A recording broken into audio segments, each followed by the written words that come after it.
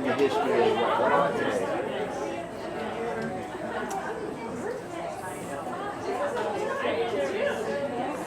Do you see anything I can zoom in on? This lady that's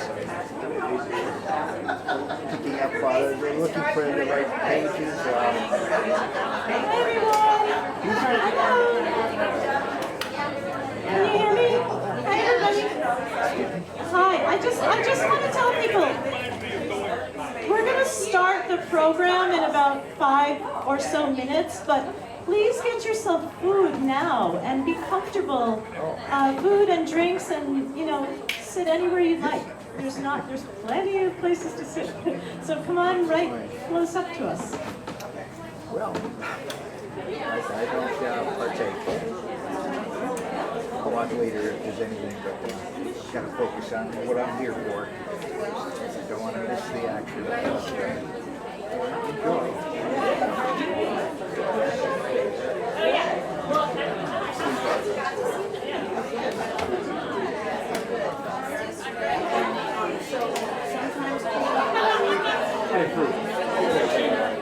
I approve.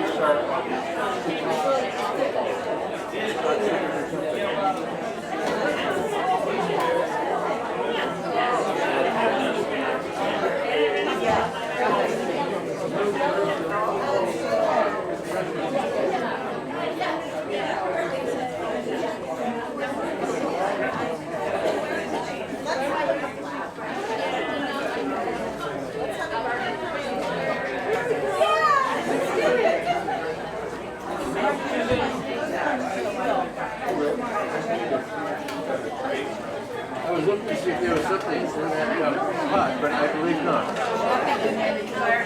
I'm dipping in well, no, this is the ephemeral luck.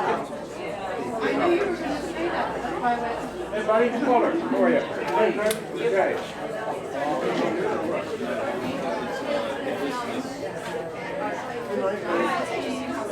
Oh no.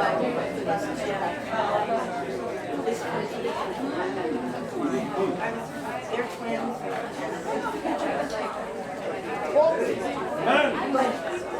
But you're the one that's Good. Good. Nothing wrong with it. You're good. That's up. Yeah, and my friend Dave from California visiting us. We met on Zoom. That's right. Yeah. Right. Yeah.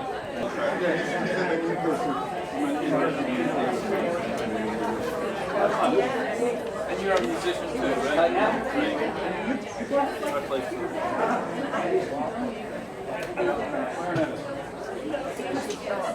I'm mad clarinet.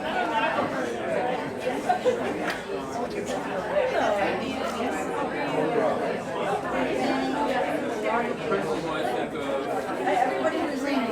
when I think of that.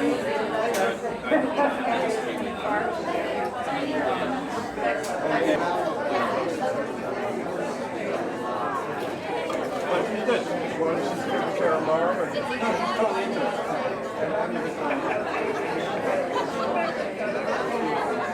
David just was Sign me up for what? I mean, I would want to do whatever I could. Calling Hallowell. My sister does. People can do it. Meets continue.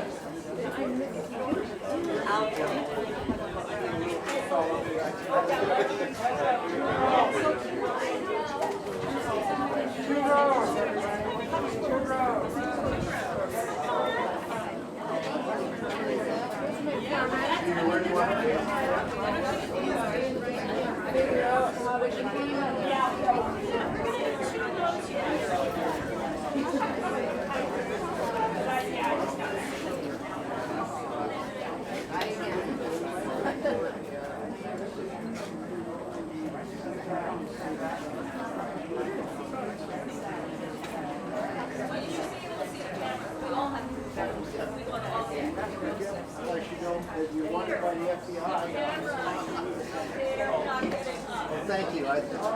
It's not so easy to move. Thank you. That's good. Oh, it's a big group.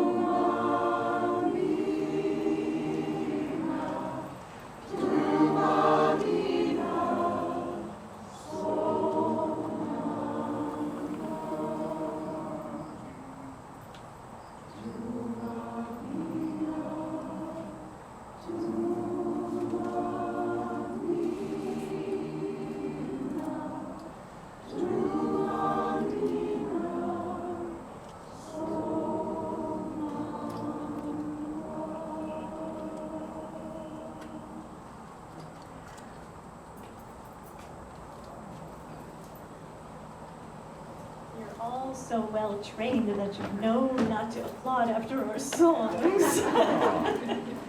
This is going to be like speaking to the choir. Thank you, everybody, for coming. This is your official welcome. This is our 20-year anniversary. So 20 years we've been serving this community with our songs, and with our presence and our compassion, and it's been an incredible invitation into hundreds and hundreds of families. So thanks for coming just to mark this time for us. And of course I have hundreds of thank yous, but I'm going to just try to make this brief as I can. And if I left you out, of course I apologize, but I want to just start with this incredible crew from Brattleboro Hospice who helped put this together, especially Penfield and Chris and Denise. Wow, you guys were like an amazing team. So they helped create beauty and organize the food and get the place and all the things that I just didn't want to do. So thank you so much, really, it means the world. Brattleboro Area Hospice has been our mothership for 20 years with Susan Paris at the helm. Susan, you'll hear from her a little bit today. She's the last one on the staff who has been with us since the very start, and so she knows us pretty well. She's watched us grow and stretch and change and learn and expand and keep on going, even through our pause for the pandemic. And Susan, thank you for that so much. There's been a whole number of care coordinators, and they've had to be sort of trained along the way, starting with Norianis, who, in my origin story or creation myth of how Hallowell began, Nori is my reason, because she taught the hospice training that I took. And when I told her at our exit interview that I wasn't really sure I wanted to be a volunteer or do this hospice work, she said, okay. And then she called me 2 days later, and she set me up with Dinah Bruning, who of course you'll hear a little more about. And I fell in love with Dinah, and she taught me so much about being with somebody who was at the end of their life. And I think Fred is going to talk a little more about how Hallowell started in that little bedroom in Putney, singing for Dinah. But after that sing happened, that was the Guilford Church Choir coming to sing for her, Nori said to me, hey, this is something that we should be offering through Brattleboro Hospice, and I think you're the one to do it. And so I said yes to that. I said yes to being with Dinah. I said yes to trying to get something going that would be a way to serve the community in song. The churches have been doing this. Guilford Church had been singing for their own for years. It was nothing new. But to take it into the community and offer it to anybody was a kind of a new idea. At least we thought it was a new idea. Because little did we know that this was already started on the West Coast with the threshold choirs. Kate Munger had already been bringing people to the bedsides. Maybe for a couple of years before we started here. But we are the East Coast pioneers. And we have been models for many other groups. I see some people from Eventide here who are the singers from Greenfield. We've helped start choirs all over, and we just feel so much gratitude for that. So Nori was the first care coordinator, and the care coordinators at Brattleboro Hospice have been so instrumental in getting us sings in the community. So Nori, I wanted to thank her, and then we had Beth Newman for a little while, and we had Ryan Murphy, who was supposed to be here today. I don't know where he is, but he loved Hallowell so much he would show up at sings with us as often as possible, and that was a great gift. And then of course we had Patty Dunn, who also would have been here today, except that she's got many other things happening right now, including a new grandbaby, and John Everest, and now we have Ruth, and Ruth is like a magical, Miss Intuitive, and taking on so much to support us. So thank you to all of the staff at Brattleboro Hospice, all of the staff, including the bereavement people and everyone who makes everything work and just keeps Hallowell in your radar. Thank you.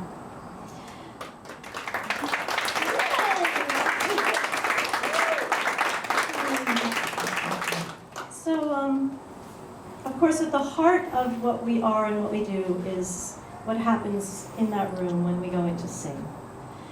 And I was just watching some people sing along with us to Mamina and realized how many people know our repertoire.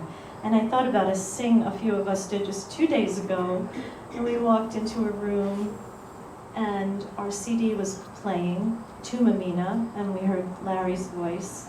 And this man who was alone in his room had earphones on. And Ruth had somehow managed to get our CD and a CD player to him. And we had sung for him once before. This was the second time. And there he was with his earphones on, listening to this song, tears running down his eyes, the liner notes open on his lap. And it was an incredible moment. And we came in to sing, and by then it was Down to the River to Pray, and we just started singing with him. And it was such an experience. So 20 years later, we're still in awe of what happened have so many stories like this. Every one of us in this room, every one of us up here can tell you a story like that. So what a blessing it has been. Back to my gratitudes, of course, and I don't know if I'm going to be able to do this without getting emotional, but the singers are the singers, and this group wouldn't be possible without the commitment and devotion and just amazing. Here comes one of our singers from many years ago, making her way up the hill.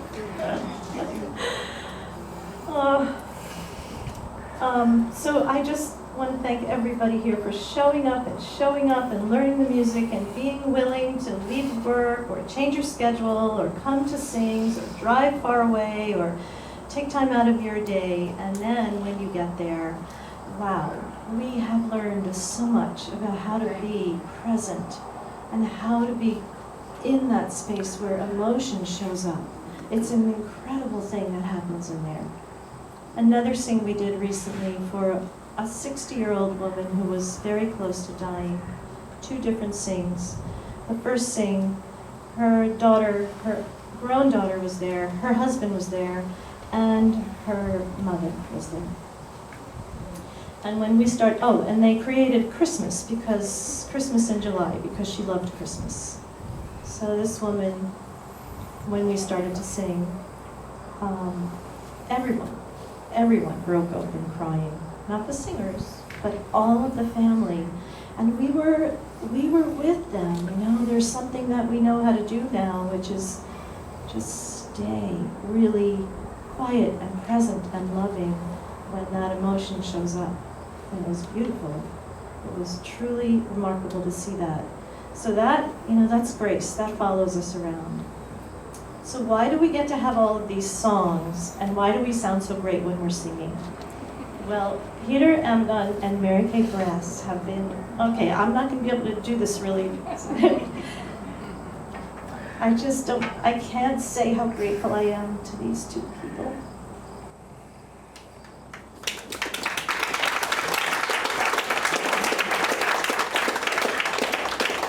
They're not just like the music directors, they're my beloved friends, they're family. They've given this gift to us through the music they bring into this community. And their devotion and commitment to Hallowell is extraordinary. I remember starting this group and Mary Kay and I in my living room with my accordion folder full of music from 10 years of river singers spread out all over the floor, choosing songs that would work for Hallowell, because we said yes to Nori. And we said yes to Spirit. And that was a deal I made with Spirit. It was like, okay, I'll do this, but you have to guide me. I can't do it without help. And look at what showed up. And then there's Peter, who never says no to anything, including, this is his story, maybe you should tell this story, but there once upon a time I was listening to Ronnie Arbo sing Crossing the Bar on an old CD when she was sang with Salamander Crossing, and Peter's story is that I said to him, I listened to Crossing the Bar and I thought, I want that song for Hallowell, and I handed him the CD and said, arrange this. And he did. And not only did he arrange it, it's like it has spread itself all over, right? Peter, internationally even, that groups are using it everywhere. And so they keep us singing tunefully, and they keep bringing the music in. Mary Kay has songs from all over the world that we use for other languages when we need to be quiet and not pull people out of where they are. So we're just blessed beyond measure. And so this time will just be some singing, and if you would like to sing with us, you're so welcome to. And enjoy food. And there'll be a few speakers. We seem to be missing one of our speakers, so we'll give you what we can. Just thank you all for showing up, and for showing up all these years and for supporting us in the community to do this work. And here's that song that Peter arranged.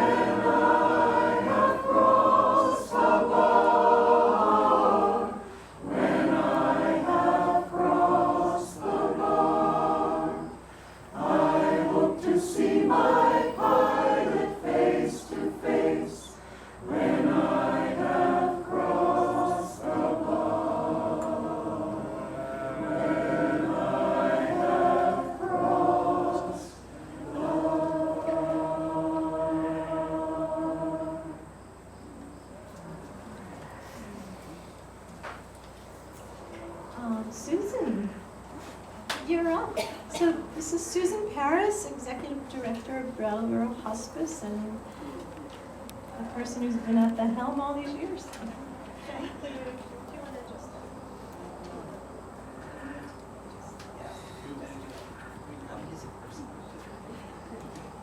Hi everyone, thank you so much for coming. Can you hear me? No? Speak closer to the mic. Here we go. So the first thing I want to say is just how amazing it is to be connected to these wonderful volunteers and the families that they've helped. It's really been a privilege all these years to witness the healing that has happened. And actually I have one of my favorite quotes I want to share with you from Bell Hooks. And it's rarely, if ever, are any of us healed in isolation. Healing is an act of communion. So I believe these words describe exactly what Hallowell does with the families and the clients that they go to sing at the bedside. Our culture pays a lot of attention to the physical challenges of being ill, and that is, as it should, it's very important. But the spirit also needs to be tended, and I believe that is what Hallowell does. One of the lessons of the pandemic, I think for many of us, is we had a brief glimpse of what it's like to be isolated. And this is something that is very common for people who are ill. So Hallowell really does a service by visiting them. They're people who maybe have been out in the community a lot and are now alone, and Hallowell visits and sees them, witnesses them, tells them they're loved, tells them they have meaning, and it's just an incredibly special gift that they give to people who are ill. I'm really grateful for all the work they've done. I remember Nori coming to me and saying, I've asked Kathy to do this group, and I'm like, that sounds wonderful. And I'm so grateful, and all of us together create Brattleboro Area Hospice that allows these kinds of things to happen. We are independent, and so we can guide our future as much as we can. I mean, pandemics happened, and so that can throw us a little bit, but together we can create what we want to give to our community. And so I'm really thankful to all of you too, to supporting the organization that allows us in turn to support all of these amazing singers. So thank you so much, and congratulations on 20 years, and may there be many more years of singing. Thank you.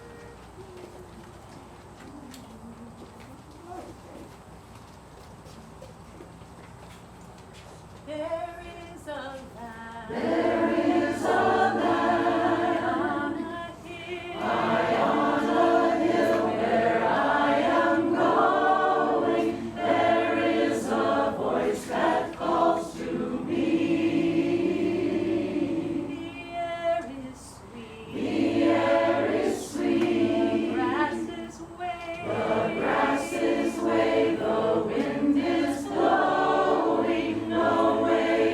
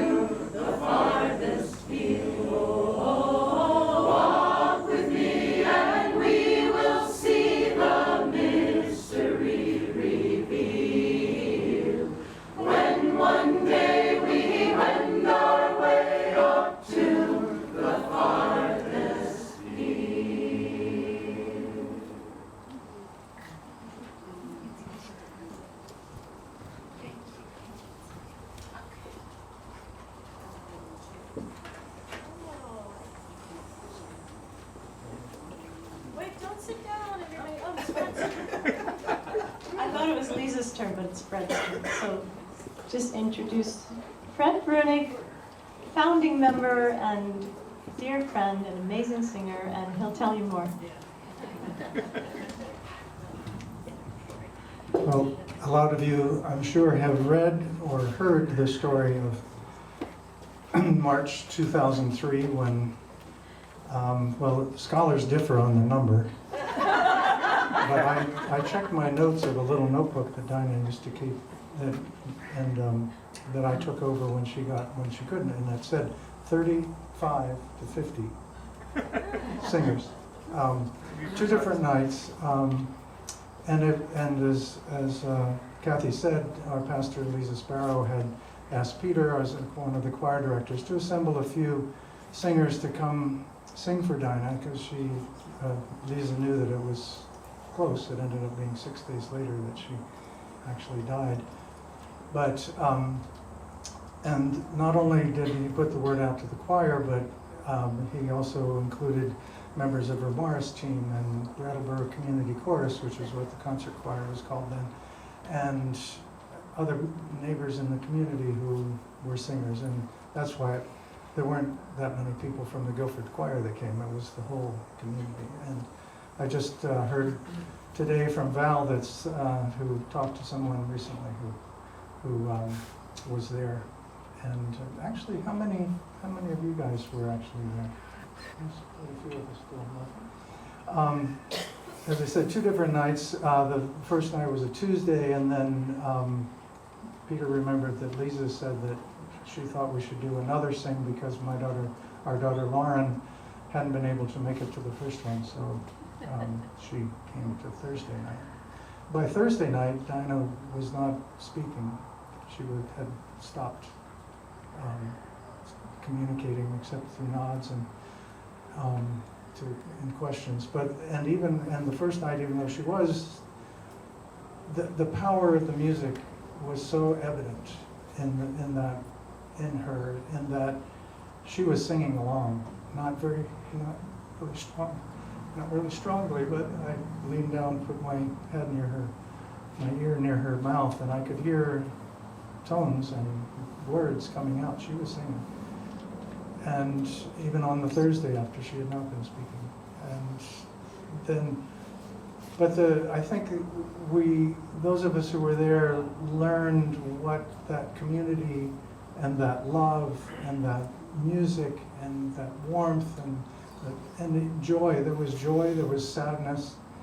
All of those emotions were just swirling around the room and buoying us, her family, up, and buoying, I think, the singers up.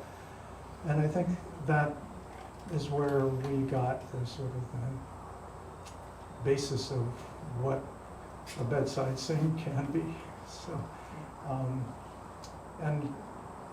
and I tear up when I tell the story, as much from joy as from sadness, because I had been able to grieve Dinah's death long before she actually got to the moment of passing. And so I was able to experience joy in a way, and experience her death in a way that I might not have if I had been debilitated by grief. So I'm so grateful to Dinah for so many things. So it was interesting that Peter said that Lisa had told him to have the choir sing a couple of songs, maybe 2 or 3, and then come in quietly, and then go out quietly, and then all these people stood up. And then after singing the 3 songs, Dinah requested By the Waters of Babylon. And then after that, she asked for another one, and then another one. It must have been 45 minutes that we were singing. I'm surprised that being the record keeper that I am, I didn't actually count how many people there or list all the songs, but so we only have our aging memories to think. But I think a lot of the other songs that we sang were ones that we were singing in the church choir. I'm sure that we sang to Mamina that night. Probably I Still Have Joy, which we'll hear later. Probably, I can't think of, let's see, maybe I did write something down. But anyway, it was just an amazing, wonderful experience. I will guide the angels hovering around. Soon I will be done with the troubles of the world. That was one of Dinah's favorites at the time. And soon I will be done with the troubles of the world. So, anyway, that's where the seed of Hallowell was planted. Kathy, as she said, we were her first hospice client, kind of was, and then suddenly she worked this. So anyway, thank you, Kathy, for all of the work that we've put into this and all of the guidance that you've given us. And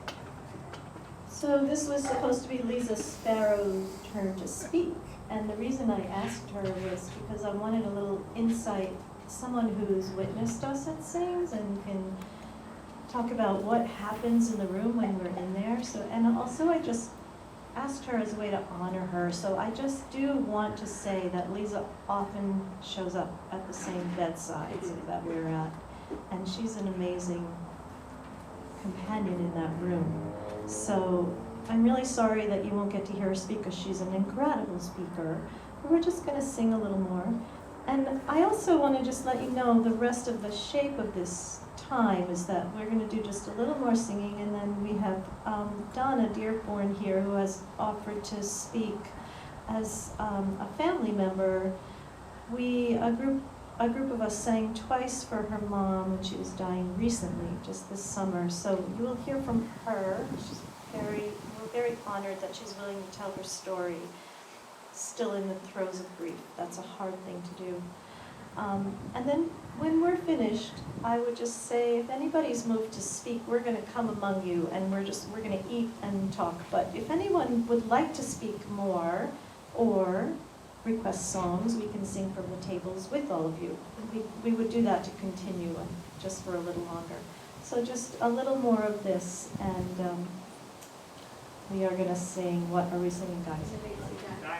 May you see diamonds.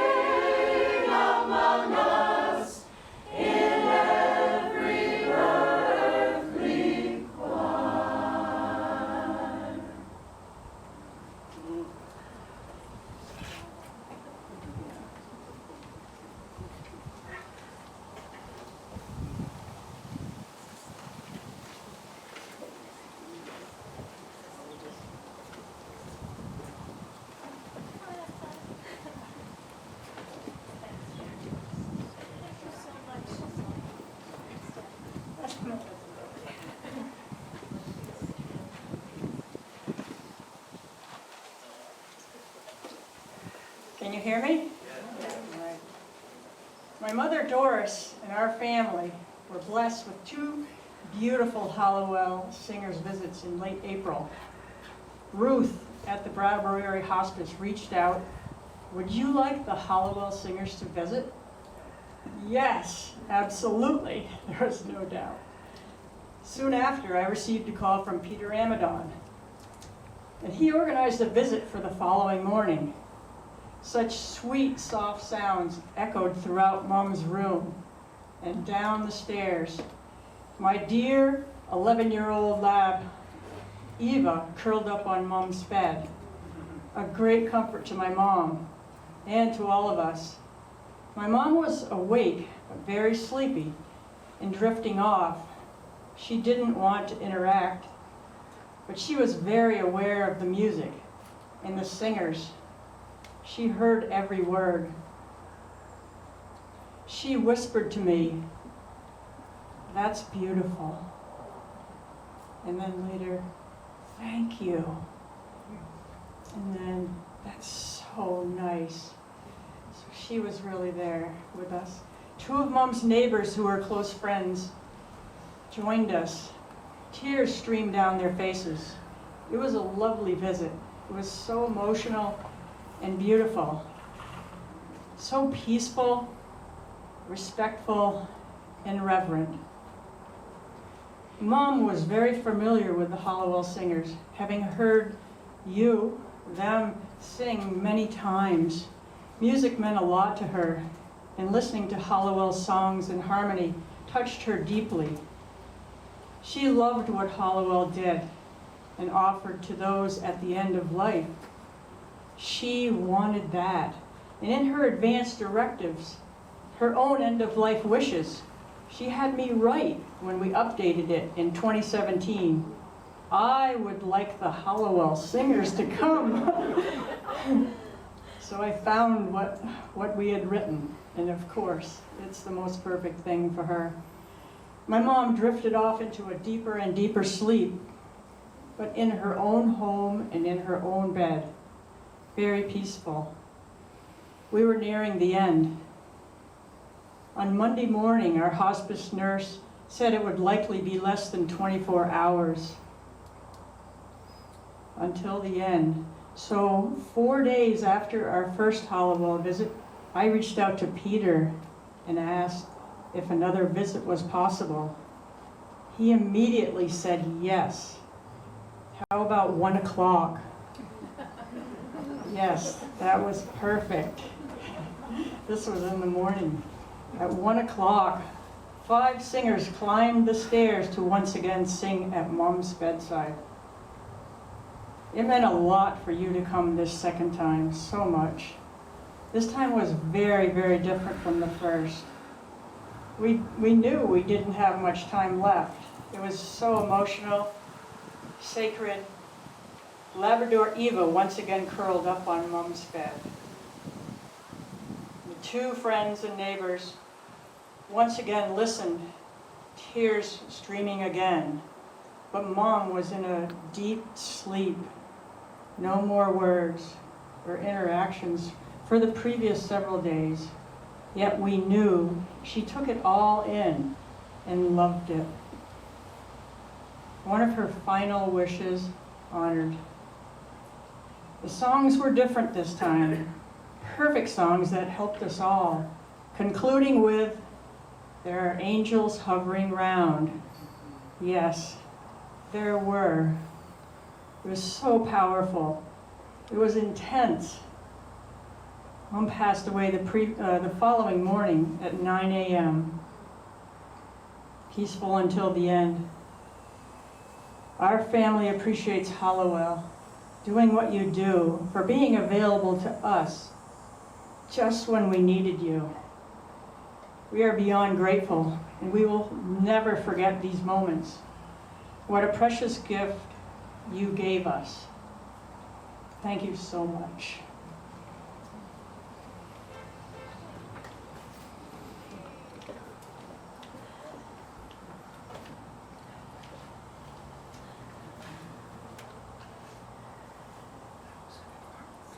I still have joy. Thank you so much, Donna, for sharing that.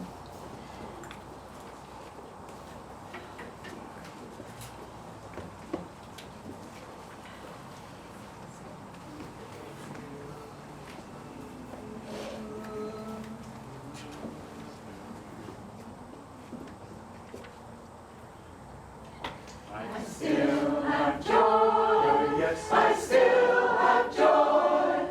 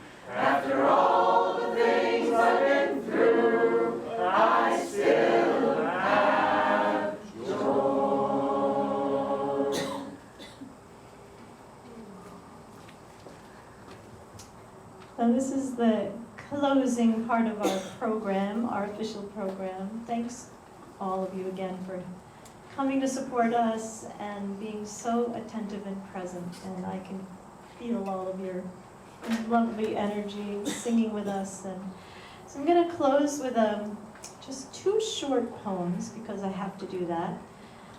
And yeah, you Hallowellians can go spread yourselves around. Both of these poems really capture what I feel Hallowell is and strives to do and be in our work, in our practice, as we've come to call it. And these guys have heard these poems many times. This first one is by an Aboriginal woman, B. Lake. I don't know anything about her. We call it Forever Oneness.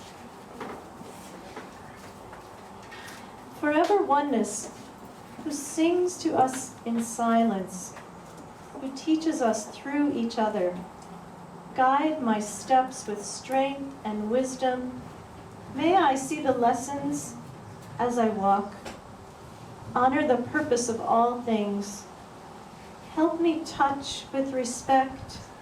Always speak from behind my eyes. Let me observe, not judge. May I cause no harm and leave music and beauty after my visit. When I return to forever, may the circle be closed and the spiral be broader. I think she wrote that for Hallowell. Beautiful. And this one is by a woman, her name is Rabia, and she's like a 12th century mystic. I don't know that much about her either. But here is her poem. It acts like love music. It reaches toward the face, touches it, and tries to let you know his promise that all will be okay. It acts like love music and tells the feet, you do not have to be so burdened. My body is covered with wounds this world made, but I still longed to kiss him even when God said, could you also kiss the hand that caused each scar? For you will not find me until you do. It does that, music, helps us to forgive.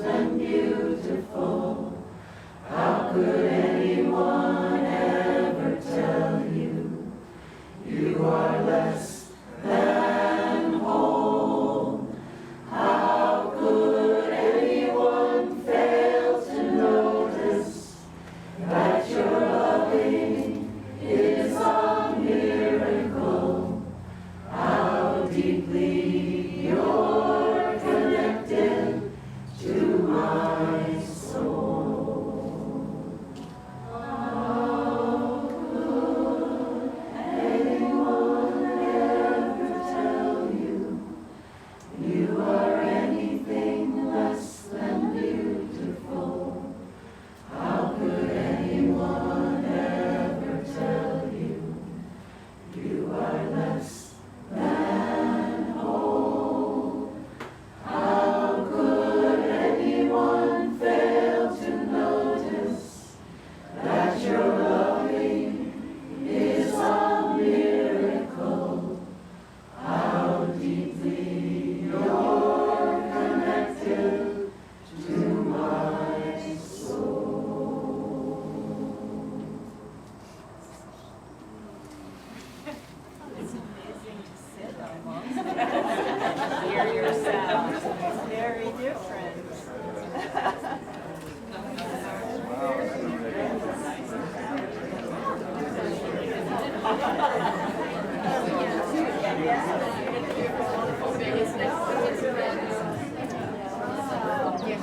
I'm Peter Amadon, and I just want to say a couple things. I'm one of the music directors of Hallowell. When Nori, 20 years ago, heard about that sing, she wasn't at it, she heard about it, and she recognized something special, something unique had happened. And she obviously knew Kathy, and when she asked Kathy to start Hallowell, I'm just not sure how much she knew about Kathy. I kind of suspect that she just knew in her heart that this was something that wasn't something that she just did because, oh, maybe Kathy would be good. It's just like, this is the right person at the right moment.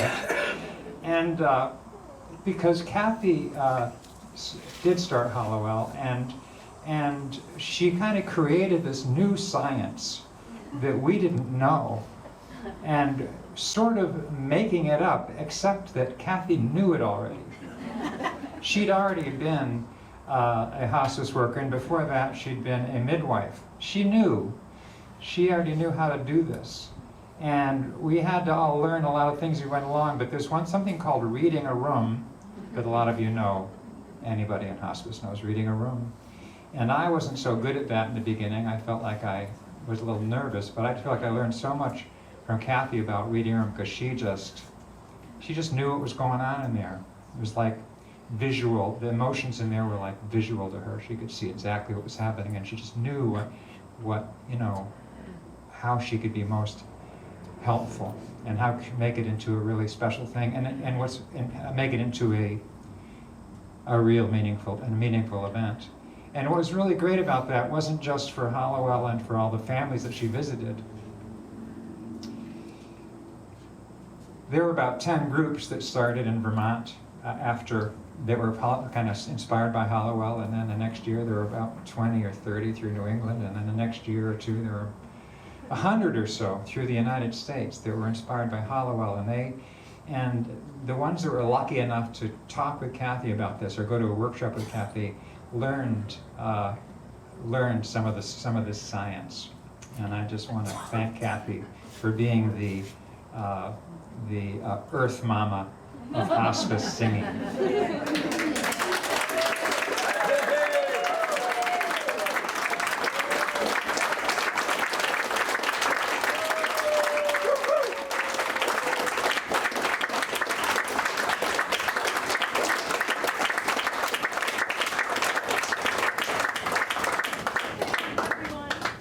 Get some food and yes, of course. Anyone's welcome to the microphone, but that's enough now. And please get some. I just want to say a quick thing about Kathy taking her inspiration of Hallowell to bedsides and to, training other people, but also getting the stories down on paper.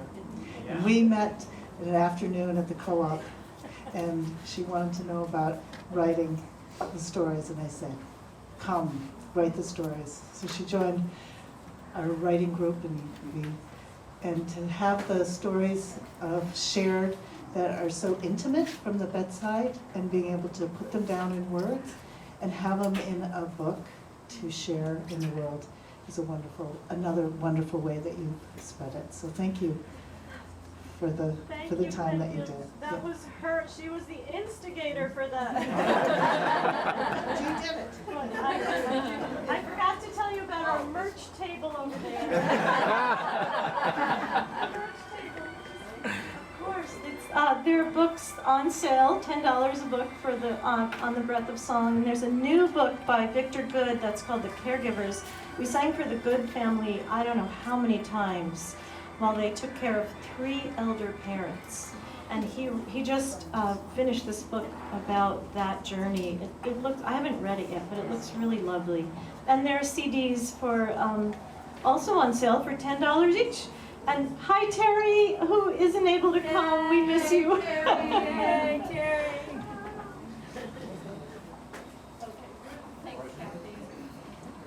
Hi everyone, I'm Ruth. I work at Brattleboro Area Hospice, and I just had to take the opportunity because so many of the Hallowell folks are here. I don't know when I'll see you all gathered like this, and I'm so incredibly grateful to you all. So I'm the one who usually gets the referrals and sends out the word that a client wants to sing, and I can't even express in words how much it means to our clients when they have you come sing.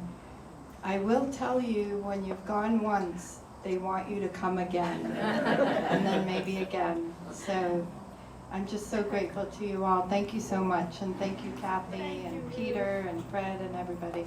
Thank you. That was a love fest.